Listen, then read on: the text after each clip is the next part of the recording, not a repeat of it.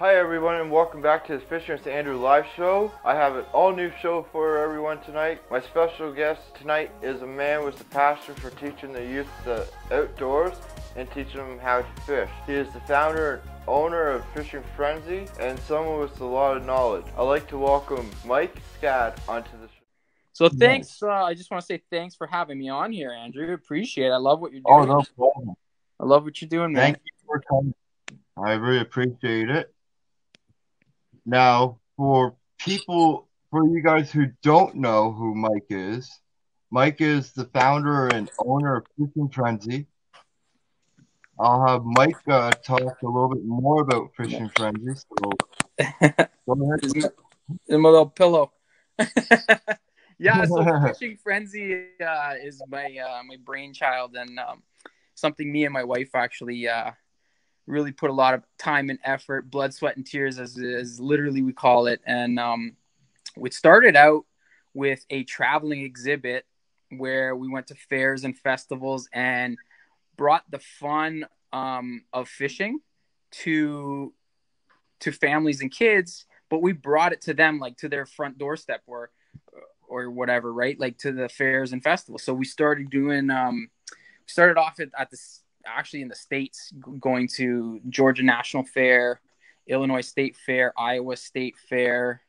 Where else did we go? So for 2 years, we were traveling around the States with an exhibit, casting exhibit, live fish pond, reel race. We had a whole bunch of different stations where we can teach people about like the basics of fishing, how to cast a fishing rod, right? Something as simple as that goes so far to getting people hooked into fishing. And then we ended up coming back home and we got a gig at the C&E. And funny enough, that's where me and Andrew kind of met. We looking for volunteers to help us out. Massive event.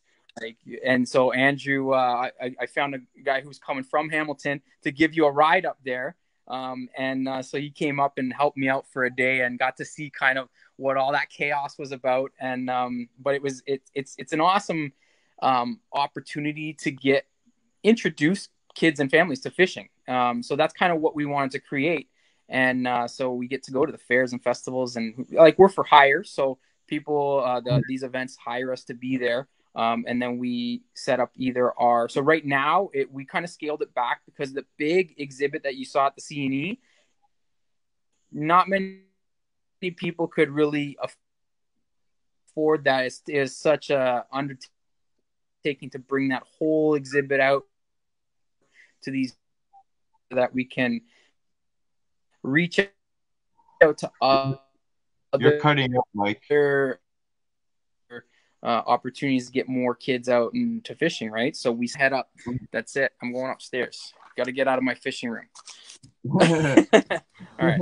So it was all about. Are you with me now? Yep. You with me now? I can still hear you. All right. We're gonna go upstairs. We might get. All right. Cool, dude. Sorry. Give me a sec. I'm gonna find a better spot. All right, buddy. But yeah, no problem. I'm just gonna pass upstairs. Might see some kids here.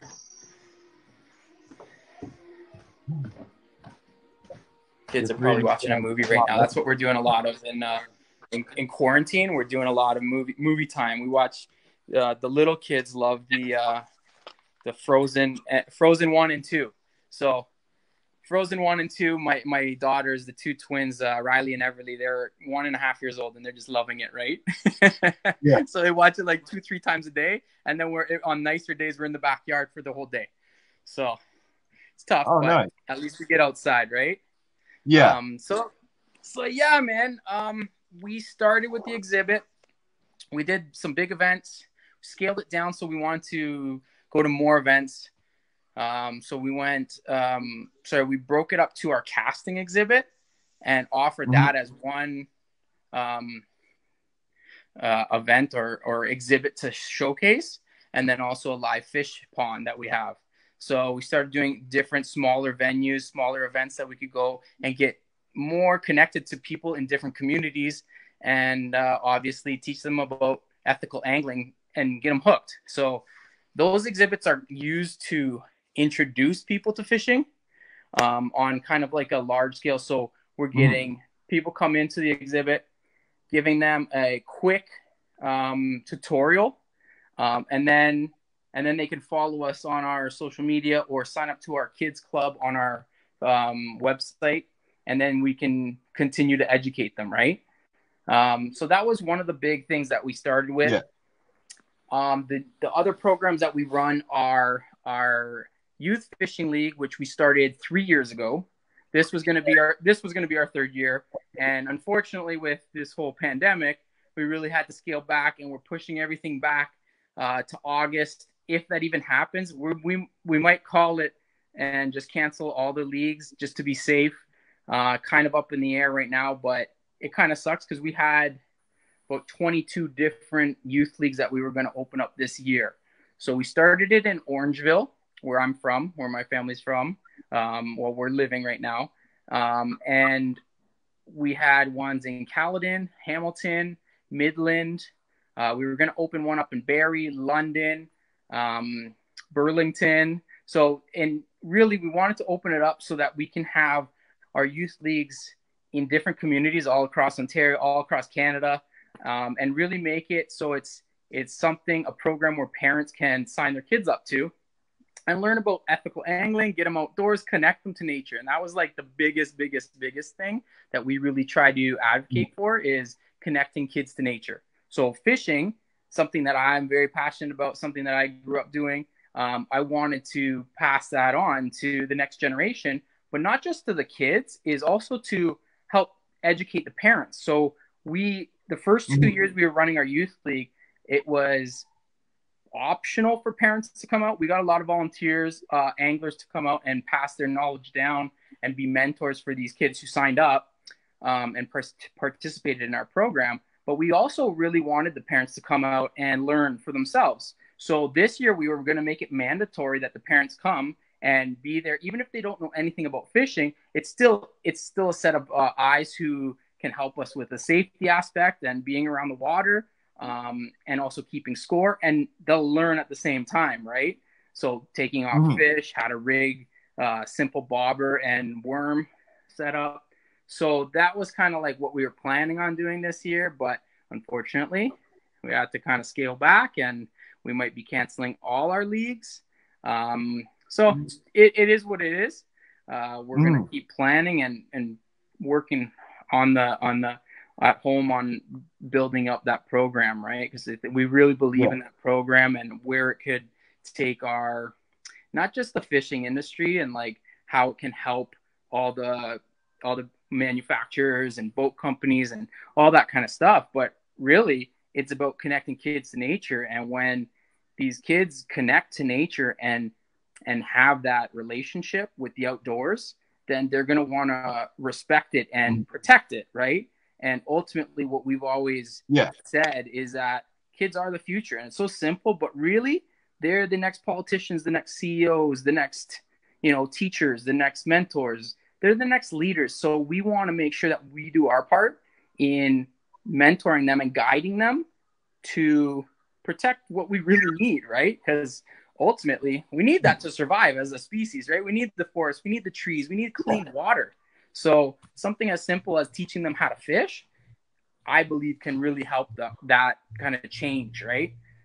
So, and keep it growing because we need that. So yeah, so that's one of our other programs. The other program that we're really proud of is we just started it last year in partnership with our friends at Advanced Marine Lake Bellwood. So Steve and Jordan helped us get this program off the road. They're awesome group of people that work there. And so we created a program where we take out vets, underprivileged kids, and people with disabilities out on a boat and get them out fishing. So we're able to do that through a sponsor's dollar. So we utilize local businesses to sponsor the trip and do social media work for them to tell the stories of these awesome people who are coming fishing with us, right? And then it gives those vets and those underprivileged kids and the people with disabilities who come out with us a great experience on the water. And it literally is natural therapy, right? So they're out on the water enjoying their time, and and we get to talk and bond enjoy nature, right? So it's a cool adventure, which has been really well received. And unfortunately, another program that just this year, we're not able to really do much with it, right? So yeah, but we keep planning and try to build it up, right? So talking about it and you having us on is awesome because I get to talk about the program. So we had about 7 people that we were able to take out last year on an Alumacraft boat, and it was phenomenal. It was some great memories made and a lot of cool stuff that happened out on the water that doesn't always have to do with catching fish, you know, like. So one of my favorite fish stories, actually, and this is my favorite example of talking about being outdoors, is we were out fishing one time, me and a couple friends for bass season opener, and we were in our canoes and we saw something swimming in the water, and we were like, "What is that? Let's go over there." It didn't look like a beaver. Like, I've seen many beavers swimming around in the water, so we paddled over like close to it, and it was a porcupine swimming in the water, and it was just chugging along, and we were like, "What the heck?" Like. I was probably like 10 feet from it. We weren't bothering it because we were just, 10 feet from it, not too close, but we wanted to see what it was doing. And it kind of looked over and was like, "Hey, do you know who I am?" And I kind of looked back like, "Yeah, don't worry. I'm not here to bother you." And it just kept chugging along. And and then we watched it go to the shoreline and go on to shore. And I think my theory behind that was it went to this little island. And I think whether it was wintertime, and it went over there while it was ice on the lake. And then in the spring, it had its babies there. And now it has to travel back and forth to kind of provide for its family. Maybe that's kind of what happened, or who knows, right? But that's kind of my theory. But it was really cool to see something like that in nature, right? Something really different. So I love telling that story, especially with the kids, because they're like, "What? That porcupines don't swim?" I'm like, "Yeah, well, I have proof. I got it on my GoPro camera." So it's a pretty neat experience, man. That is a neat experience. Yeah, so those are some of our programs. We do have a kids club, which is an email newsletter we send out roughly once a month to the parents of all the kids who are part of the kids club. And it's just a way we can tell everybody where we're going to be, some tips and tricks on taking your family outdoors, whether it's going camping or fishing, and just practicing even in your driveway with, we have some cool tools we use. You saw them at the C&E. They're called backyard bass. So they're plastic fish that you put on the ground, really colorful, fun for the kids. And then you tie on, it's kind of like the goldfish that you eat. It's like a little bit bigger, but it's all plastic, right? It's like that big. No hooks on it. So we tie that onto the kids' lines, and then they get to practice casting and catch little plastic fish. And at least it's a fun game for them to practice with. And it's good also for the parents, because I think one of the big reasons why a lot of parents who didn't grow up fishing, why they don't get their kids into it, is because there's a lot of factors with fishing that scare parents, right? They're around water, there's sharp hooks, and there's fish with teeth and spines. So there's quite a few, factors that come into play. So if you're not comfortable or confident in taking your kid out fishing and you haven't done it before, you're not going to, that's something that's very hard to get into if you never did it before. So we wanted to make it easier for parents to get their kids into fishing. So that's one of the big reasons why we came up with our youth fishing league, is it's like an alternative to your sports leagues, hockey, basketball, soccer, ballet, gymnastics. And like for me growing up, like I grew up in Mississauga. I played hockey in the winters and pretty much every single day on the street. And then in the summers, I was fortunate enough to have a parent who loved to fish. So he passed that down, and a place to go and fish, right? So that's where my love for fishing in the outdoors came from. So I still encourage a lot of parents to get their kids into those organized sports where they're going to build those friendships, that team bonding, and a lot of life skills through. And we kind of built our program off of that, where there is a small aspect of competition to our youth fishing leagues, because as we know, in the fishing industry, there is a lot of competition, and that's kind of what it's run on, is the tournament aspect of fishing, right? So there's lots of recreational anglers, but the tournament aspect of fishing really kind of is the driving force behind the industry, right? So we definitely wanted to add that to our program and not just have like a fishing camp where we teach kids how to fish. But we wanted to make sure that there's that competition aspect, right? Because a lot of us do have that, you know, competitive spirit in us. So trying to beat the other competitors is part of it, right? So those are some of our programs that we run. What else we got? We got some social media stuff that we do. We got our Facebook, our Instagram, Twitter, working on a YouTube thing so we can get more people watching, figure out like different tips and tricks and more so for the parents, not so much for the kids, even just the parents who aren't into fishing. That's kind of what demographic we want to focus on, so that they're going to be able to take out their kids and go out fishing, right? So yeah. Nice. Now, the one thing I wanted to talk about was Mason. How did you and Mason meet each other, and how did you guys get to where you guys are now? Oh man, I love Mason. I love telling stories about Mason. I hope he's watching because his mom. I literally just did a FaceTime with him yesterday, and he's freaking awesome. he is something about him. He's a great guy.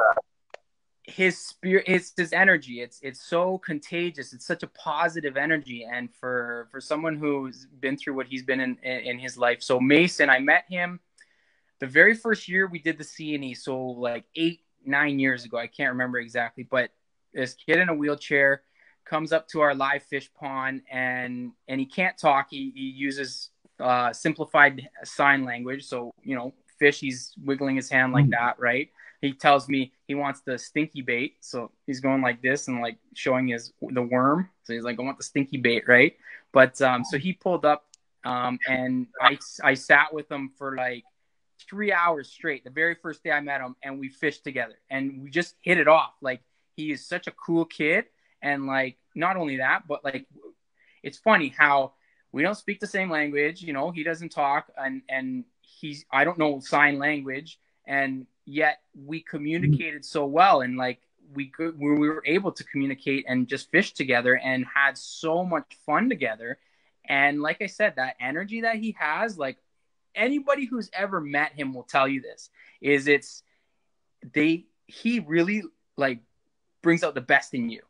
And like, yeah, I hope Mason's watching. What's up, Mason? If you're watching, hey, Kim, his mom, Jade, his sister, they're such an amazing family. And so I met him about that long ago, and he came the next like 2 days and fished with me.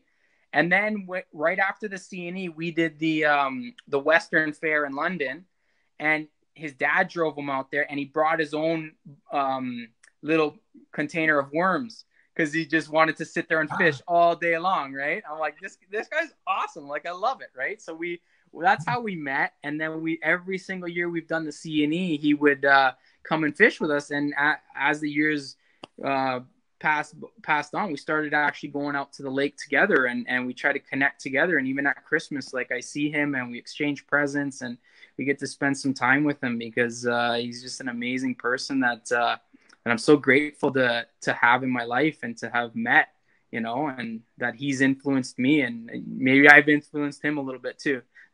maybe on the bad influence side, where I just love being goofy with him. You know what I mean? Like, I'm a big kid myself, and maybe that's one of the biggest reasons why my business is successful, is because I'm just a big kid myself. I love being a big kid. You know, it's the best thing in the world, is still having that child in you and embracing it, right?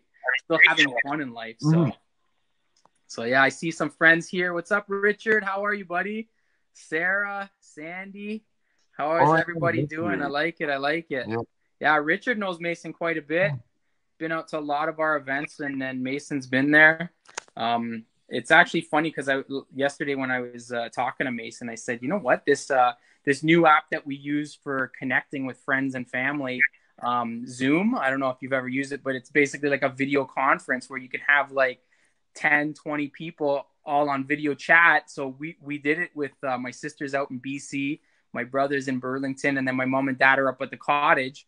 And so we did it a few times, and it was just awesome. So when I was chatting with Mason, I'm like, hey, buddy, next time, like, let's get Zoom on your mom's phone or your sister's phone, and we'll do a big like a party with all your fishing buddies, and we'll tell fish stories, and we'll have some fun. So yesterday made a list of some friends to contact, and so hopefully we can do that sooner than later, because he's missing fishing time. He's definitely missing the itch. So definitely got to get on that. Yeah. Yeah, so Mason's, I love talking Yeah, to him. I've tried. Yeah, go ahead. Yeah, Mason's a great guy. I tried Zoom.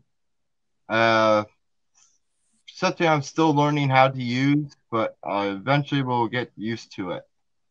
Yeah. Well, you seem to be better with technology than I am, man. You got a nice little setup here. I like the bottom there that's telling all your guests about what's going on, and our name tags there. Everybody knows my name now. So me and my wife we're both really bad with technology. So we're hoping my 8-year-old daughter Kyla is going to teach us while she grows and gets into it, because it's such a different world now, right? And we need to embrace it and not put our the next generations down for using technology. Like, there's a fine line, definitely, of abusing it and utilizing it for its benefits, right? But definitely, like, they have a skill that they can use and make better this world a better place, kind of thing, right? And communicate better. That's the one way they communicate. Hey, why knock them for it? It's a different world, right? Like, I didn't grow up. I'm 37. Like, I was in grade 7 when like computers came out, grade 5, I don't know, but like that was like when the internet started, right? So so it's definitely a different world, man. I'm not too great on computers, but you give me an iPad and iPhone, and I know what I'm doing. Nice. Yeah, it's funny though, because like even me, like I'm pretty addicted to my phone. It's always in my pocket. Like, I admit that I have a problem, like most of us do. But the one place where it literally doesn't leave my pocket, other than like a photo, is when I'm out fishing.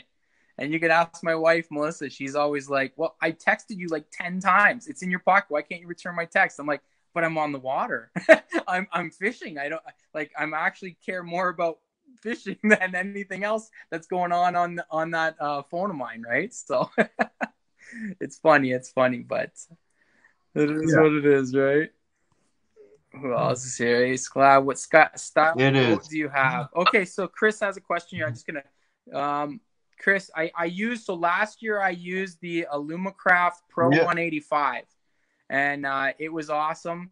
Kayaks, I have one kayak, and it's a Voodoo. It's more of like a stand-up paddleboard. It's from Kayaks. So it's like a new company to Canada. They're in the States, but pretty new to Canada. So it's like a stand-up paddleboard with a really cool seat on it, where you can actually stand on the seat and get like elevated for sight fishing. Like it was built for like the flats, right? But I love it in the swampy, shallow waters. And then my canoe is a Springbok, and it's a metal canoe. It's a little bit on the heavy side, but it's super stable. And that's kind of what I grew up in, a nice stable canoe. I would use the old Colemans, and the old Colemans were super stable. We'd be like standing up the entire time we fished, and knock on wood, I never fell out of a canoe yet. So it's pretty cool. And then having that Alumacraft last year was like, so easy to like just back it up into the boat ramps and unhitch it. And I had what did I have on it? The Ultrex, Minn Kota Ultrex, which was so easy to utilize with the remote control. I literally could pop the trolling motor in and then just stand on the dock and put it out there, anchor it, like just put it on the anchor button, and it just keeps it in one spot, go park the car, come back, and then I can remote control it to come pick me up. So it was a pretty easy way to get in and out of the water. And I could even take it to some really back jungle kind of swampy areas that I love to fish in. So it was fun. It was fun having that boat, and it was really roomy. And like we had Mason on there. We had a few different people, some bigger people who, it was still super stable, and like we had a lot of fun with it.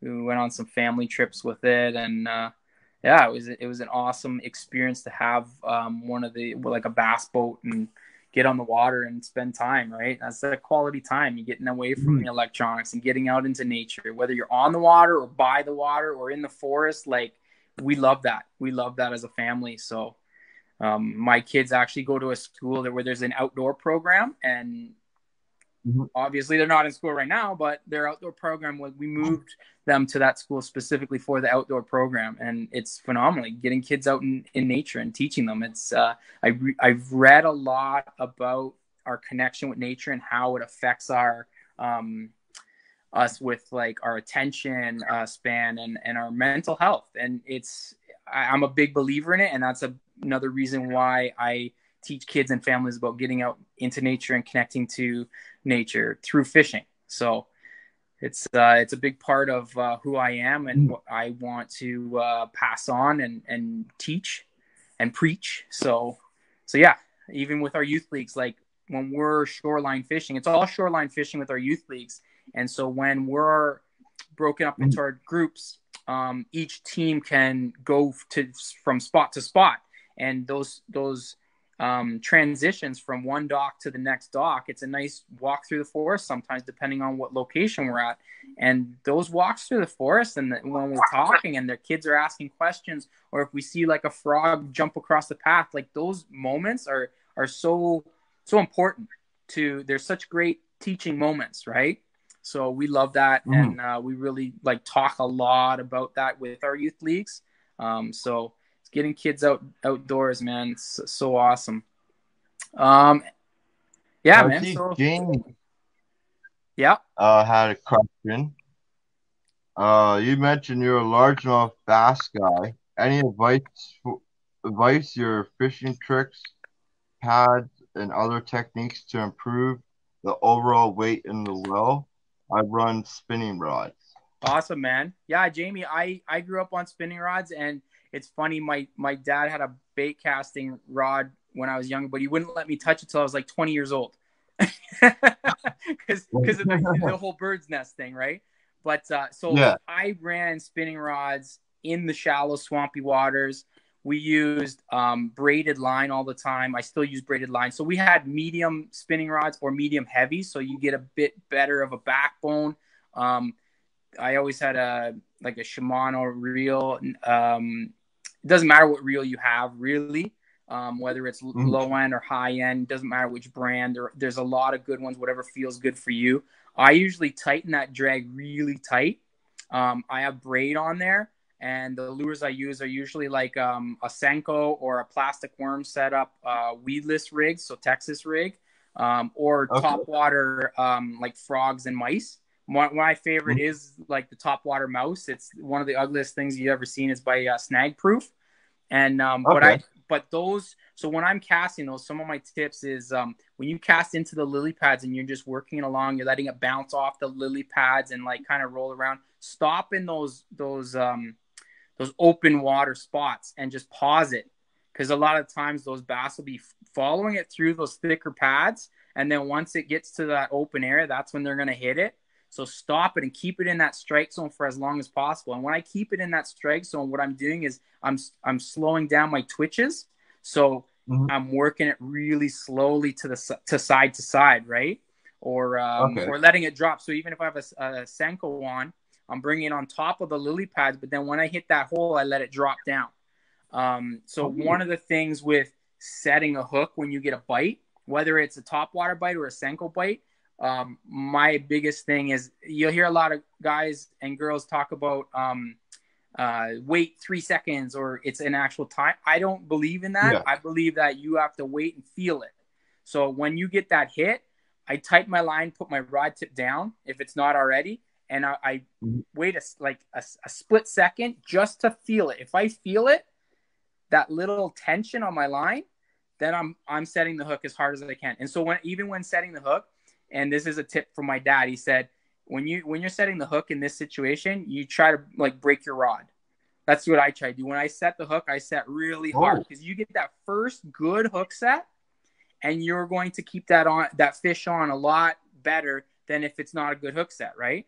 So if you don't get a good first hook set, I load back up and give it another quick hook set, because you're in the thick stuff, right? So a lot of times we would actually catch 2-3 pound bass, not huge, but they're big enough on the opposite side of that fallen log, and we would actually just pull it right over the log. So you have to like really hog it out, right? So yeah, but a big thing is if you have a medium light rod and your drag's really loose, when you set the hook, you're not going to have that tension that's going to be able to get a good hook set in that fish. Plus the lures that I was using, like I said, like exactly. Hook sets are free, right? Like Steve says. And the thing too is you have to penetrate through your plastic too, right? And so getting a good hook set. So I'm when I try to do trout fishing now in the rivers or anything like that, I do the big bass fishing hook set, and I miss so many fish because of it, right? But yeah, that's the top water is one of my favorite. I still get excited when a big fish splashes and takes your top water bait down and try to set the hook right too early, because you get excited, especially when you haven't had a bite for a long time. That's usually when you get that hit, that big splash by a lily pad or by a log, and you set the hook really early without feeling for that fish, then you lose more fish, right? But that's kind of my specialty. So I love doing that.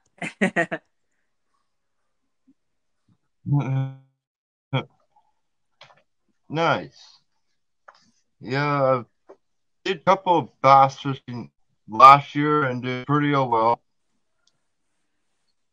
Nice. Oh, I think we lost audio. Nice. I'm back. Okay, there we go. Yep. Yeah, did some bass fishing last year. Did my first tournament with the OFC. Oh, nice. Then decided to move on and try some new stuff this year. Yeah? Are you going after new species? Yes, so this year I'm going to be going after carp, catfish, and suckers. Oh, nice. They're all pretty similar species too in the way you fish for them, right? Yeah. I know. Yeah. And so for me, even like a lot of my knowledge, I'm not the most knowledgeable angler, but what I've learned is mostly from the other species of fish is through the people who come and help me out at our events, and the friends that I've met through the fishing industry who I get to talk to about, they come out and help out. And like one of the guys who runs our Hamilton Youth Fishing League, he's been to a lot of our events. He's a big carpet angler, Clint. And then Matt Savea, he's a big river guy for whatever he can catch. Usually it's the steelheads, right? So just talking to guys with different knowledge and girls with different knowledge, and it helps you understand how to catch those fish, even if you're not on the water. But the best way to get those fish and learn about it is actually getting on the water and like learning yourself, right? And seeing for yourself what works and what doesn't. And again, it comes down to confidence, right? You find a technique or something that works, you start gaining that confidence with that, then that's what you do, right? You can listen to everybody else and what they do, but what works for you is what works for you and not for them, right? So yeah, man. But that'll be exciting to the CFN Fish Off. That's pretty awesome. I love what Michael did with it, and Scotty and Red. It's a cool event. I wish I had time to actually like participate in it, but I just don't. Yeah. So this year it's my first time doing it, so it's something new for me to try out, and I'm excited for it. And my partner Cody seems like he'll be one of the top guys to help us get up there. Nice, awesome. So where's Cody from? Is he near you? Cody is from, he's in Kitchener. Okay, nice. So right near the Grand. Got a lot of good fishing spots up there. So the best thing is about this, the tournament, is you don't have to fish with your partner all the time. So you can go by yourself and just work it that way. So Cody doesn't drive and I don't drive, so it kind of works out in the best ways for both of us. Nice. Yeah, you get out on by yourself and contribute to the team points, right? Mm-hmm. Nice. Hey, what's up, Jordan? How are you, buddy? Jordan just connected. He's from Advanced Marine, Lake Bellwood. So okay. Awesome, dude. Yeah, so he's tuned in. He's helped us out. Jamie's got another question here. Any tips when running bobbers, high, low, to set up the bottom? This would be great. This would be targeting walleye. Well, that's a tough question because I don't really target walleye too much. And from my knowledge, they are a deeper water species. I know there's times when they come up shallower waters, usually at night. But so walleye. Well, our buddy Scotty Martin at the CFN is a big walleye guy, right? Yeah. So, but usually they're bottom feeders, right? So you know what? For walleye, my biggest thing would be doing like a drop shot kind of style, where you have the weight at the bottom a little bit up. You have your hook, so that weight it's weedless, so you can find the bottom easy, and then you can set your hook whether it's 6 inches from the bottom or 2 feet from the bottom, however you want to set it up, right? And then you can set that up. And personally, like I wouldn't use any bobbers for walleye or floats. It all depends though, right? Like if you find the right situation, maybe they're coming up into the rivers. So yeah, it all depends on how you're fishing for them too. Yeah, for sure. Yeah, man. So we also have a lot of great sponsors and support that we've had through the years. Obviously, like the times that we're doing right now, we're canceling a lot of our programs, which sucks because, well, one, it's my business that I run, so this is kind of my livelihood. But also, more importantly, is there's a lot of kids out there who won't be able to participate in our programs, right? So I'm also part of a committee called, and it's part of Catch a Dream. So it's a one-day fishing event held, and we do it with big brothers and big sisters, Stanley, Dave Chong, Brent Boychuk. We're part of the crew, and we run a great event. We get lots of the fishing industry boaters come out, anglers bring their boats out, and we take out kids from big brothers and sisters. So that event, I don't know what's happening with it this year. With Dave Chong still has to make a decision, I think, but it's a fun event that I love being part of. So we just moved it up to Port Perry last year, and it was fun to get more kids out, and we had a big barbecue, tons of prizes. So another great event to be part of. We work with the Credit Valley Conservation Area quite extensively. Actually got nominated for an award for working with our community with our programs through the Credit Valley Conservation Authority. So it's pretty awesome and such a great honor to be working with a great company organization. They do so much, right? Like they have these great areas. Same with a lot of the different conservation areas and parks, Canada. Like they do so much to protect our wildlife and open up great opportunities for hiking or fishing. And like it's great because if they didn't protect those areas, look what would happen to them. Like we're pretty as a species, as humans, are pretty destructive, right? So if they didn't protect them, like what would happen? Would we have any fresh water, any good fishing holes left? So we really want to work with them and showcase what they're doing and bring more people to those places to enjoy those hikes around Island. Like we're in Orangeville, right? Like I mentioned, Island Lake is this phenomenal place to go with your family, whether it's biking around the trails. They have like an 8K trail around the lake and a lot of bridges that go right across the lake. And it's absolutely beautiful. It's only about 45 minutes to an hour north of Toronto, Mississauga, and it's such a great place to go, and great fishing. They have boat rentals. They have some great programs there. My daughter goes to an eco camp that a gentleman named Greg runs, and it's a great camp for kids to learn about nature. So we love that kind of stuff. Absolutely love it, and we want to do way more stuff with that kind of stuff. Hey, I see Mason's on here. What's up, buddy? Yes. You tuned in. My buddy Rob Hara's here there too. We got a lot of the crew, a lot of Fishing Frenzy crew. So we actually have like a ambassador team that I set up.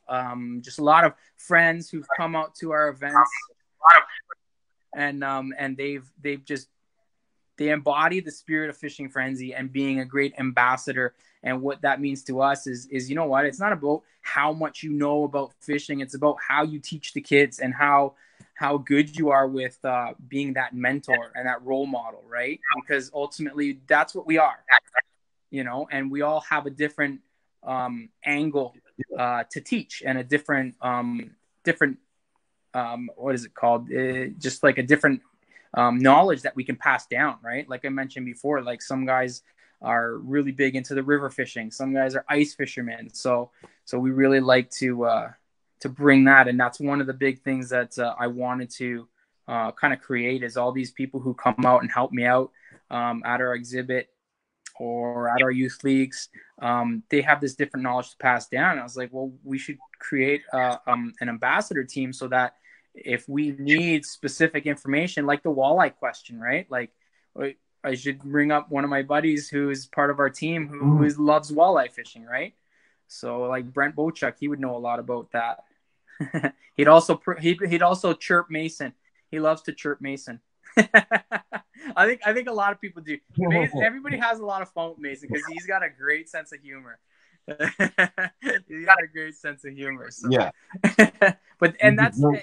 So Corey has a great one there too. Like fishermen can learn from other fishermen, and I think aside from like, you know, really giving away spots or, you know, giving too much information where it's ruining your own personal fishing time, because ultimately a lot of anglers, you're going out there for yourself. You know, you need it. It's mental health. It's getting out into nature, and maybe you need some time away from work or whatever it is, right? It's like that's therapy to us. But it's also really important that we do share. Like when you see some new immigrants who are fishing on the side of the road and they're maybe poaching, maybe they don't actually know. So instead of just going and ripping into them and causing like a confrontation, talk to them, right? Actually try to teach them. Like that's my approach. I'm not like everybody. I don't get like peeved off and go nuts on people. That's not me. You know what I mean? But that's kind of my way of teaching, because a lot of them might not know that, right? And some are ignorant and they're just poaching, and not even just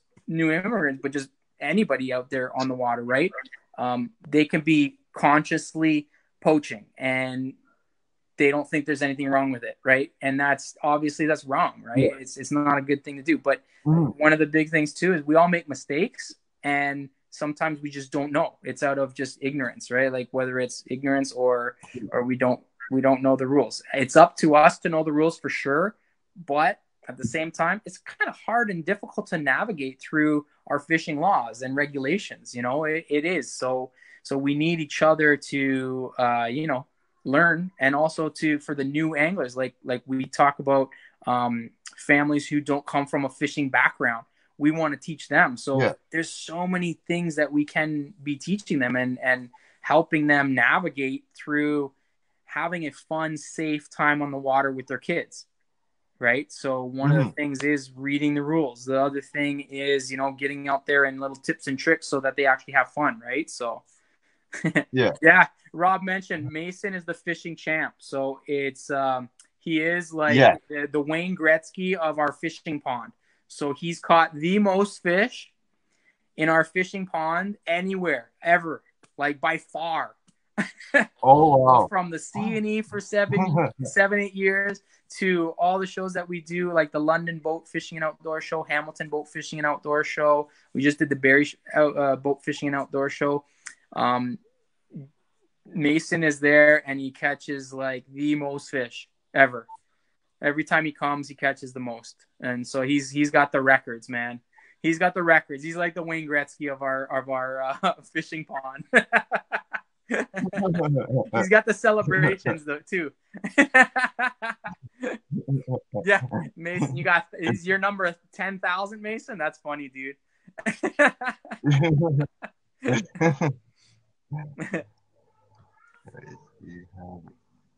Yeah, man.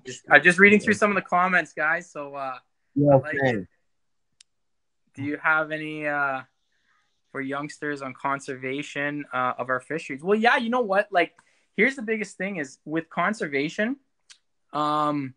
Yeah, one of the biggest things is like, even for me, like I teach ethical angling. I try to practice ethical angling, but year to year, day to day, like I learn new things and I change my attitude about it. I don't go in there with like the blinders on. I have an open mind to what's right and wrong. And so when we went out to Saskatchewan with the show to the Queen City X, and I was talking to a biologist there, and this was, I want to say 4 or 5 years ago. And so when we went out there, I was talking to a biologist, really good guy, and he was talking about how when fish spawn, especially bass in particular, that like a 2-pound bass compared to a 4-pound bass, that 4-pound bass will spawn and do 10 times the amount of eggs as that 2-pound bass would. And so even for selective harvesting, when I was growing up, my dad would always say, well, if it's over 2 pounds, you keep it. And his theory was, well, there's more meat on there, right? But even when we caught like a 4.5-pound bass, we would keep it because it was over 2 pounds and we wanted to have food. And we didn't keep all the over 2-pound bass, or it was only when we wanted to have food. We would, all right, we're going out, we want to eat something, we're going to harvest a fish. So if it's over 2 pounds, we keep it. Nowadays, because of that whole biology and that theory of the 4-pound bass doing 10 times the amount of eggs as a 2-pound bass would, now instead of keeping any 4-pound bass or even over 3, I'm letting them all go no matter what. And I kind of created my own little slot limit where it's like 1.5 pounds to 2.5 pounds. And even rather than keeping bass, I like to keep even the rock bass more often, right? Just because I just want something tasty, or perch, even some pike. Sometimes they're a little bit more difficult to fillet, but there is a proper way to do it without getting the Y bones, right? But selective harvesting is something that sometimes it's important. Sometimes lakes are overfilled with certain species of fish, and they're overtaking lakes. So harvesting fish is a good thing to manage those places, those lakes and ecosystems, right? So yeah, a big thing too for any kids want to learn about conservation is get involved with your local conservation authority. Volunteer your time. They were always looking for volunteers for different events. I just volunteered my time in the winter at Credit Valley at Island Lake, where they had Learn to Fish program, ice fishing. So I was with a biologist from the CVC, John Clayton, who is an awesome guy.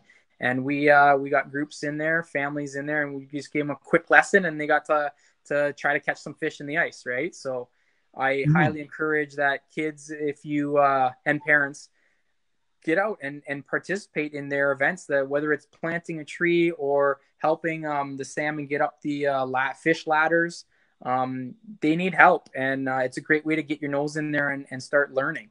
And then, take the school aspect and go to, a school that provides a good program for outdoor education, right? Like Sir Sanford Fleming has a great program for fish and wildlife. So a lot of my friends have been there and are now working in the industry in some capacity, right? Whether it's biologist or enforcement or whatever, right? So get them out there, right? And it's so important, right, to our health. So yeah, it is important to get them out there and teach them what's the right way to do it. Yeah, absolutely. And you know what? We don't have to be such critics about what the right way is either. And in that, I mean, we're so judgy as a society, right? We're always calling each other out for making mistakes. And really, that's what it is. Like, if we do something wrong, you know what, we all make mistakes, right? So Yeah. I don't like being really hard on people who make mistakes. I mean, if they constantly do something, like, that's a little different story. Like, call the authorities. They're abusing our conservation, our nature, our waters, our fisheries. So like, there's no place for that. But people do make honest mistakes, and we need to be a little bit easier on each other, you know. So especially kids, right? They're still learning. So we want to teach them what we know, but what we know isn't always right, you know, and we're always evolving and changing. And so in this world, we have to evolve and change our thought process and be open-minded to new ideas, you know, because ultimately, like, look what happened with this whole pandemic. And like, I talk about this a lot with my friends and family, is like, look, all of a sudden the world shut down. What's happening to nature? It's thriving. It's coming back. It's like, it's nuts, right? So what does that tell us? And we all kind of knew it, but we're creatures of habit, and we're destructive people. We're destructive society, right? Like, even if we're conscious about our own decisions, you know, making our own decisions in our own home, or on the lake, and how we protect our environment, you know what? We still, like, I still drive a car, you know what I mean? Like, still contributing to the destructive part, but I'm also contributing a lot to the to protecting part, right? So it's a hard, like, balance to live in this society and still, you know, can't live off the grid and just, you know, live off the land. That's a little hard for most people. So, you know, I try to kind of keep improving, keep getting better, and keep teaching new things, right, to the parents and kids who follow Fishing Frenzy and who follow me and who I can influence, right? Because we're only here for a short time. So at the end of my time, I just hope that I make a positive impact, you know? Yeah. And have fun while doing it. Well, I'm going to have to wrap this up because it's been an hour already. Awesome, dude. For people who want to reach out to Fishing Frenzy, how would they find out and get a hold of you?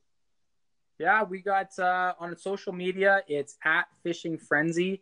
It's Fishing Friend with a ZY, so spelt friend with a ZY, on our social media, so Instagram, Facebook, Twitter, our website, www.fishingfrenzy.com.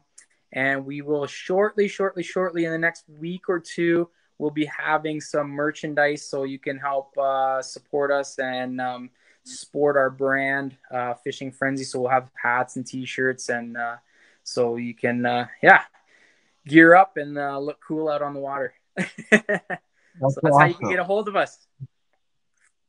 That's great. Thank you, Mike, for coming on. It was a pleasure. Oh, it's a pleasure being on. Thank you so much, Andrew. And you know what? All those years ago when we met at the CNE, buddy, like, you did me a solid coming out and helping out, and we've been friends ever since. So thanks for having me on.